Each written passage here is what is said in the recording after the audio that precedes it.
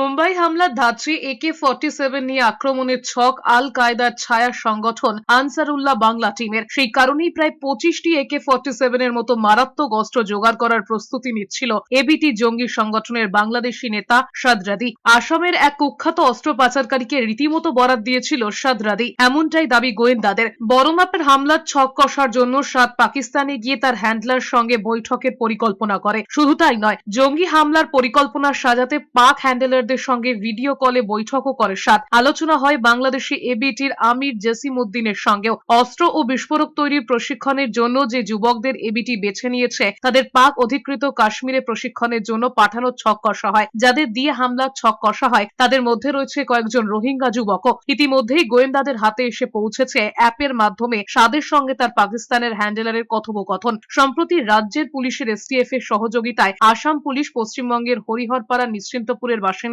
ABT জঙ্গি আব্বাস আলী ও রকুনপুরের মিনারুল শেখকে গ্রেফতার করে। এছাড়াও বাংলাদেশের এবিটি নেতা সাদ রাদি সহ আরো 6 জনকে কেরল ও আসাম থেকে গ্রেফতার করা হয়। তাদের জেরা করে চাঞ্চল্যকর তথ্য পেয়েছেন আসামের গোয়েন্দারা। জানা গিয়েছে লস্কর-ই-তাইবা যেমন পাকিস্তান থেকে জঙ্গিদের মুম্বাইয়ে পাঠিয়ে AK-47 নিয়ে হামলা চালিয়েছিল, সেই আদলেই এই দেশে ফের আক্রমণের ছক কষেছে এবিটি জঙ্গিরা। তাদের এই সন্ত্রাসী কার্যকলাপে মদত যোগাচ্ছে পাক চর সংস্থা ISI।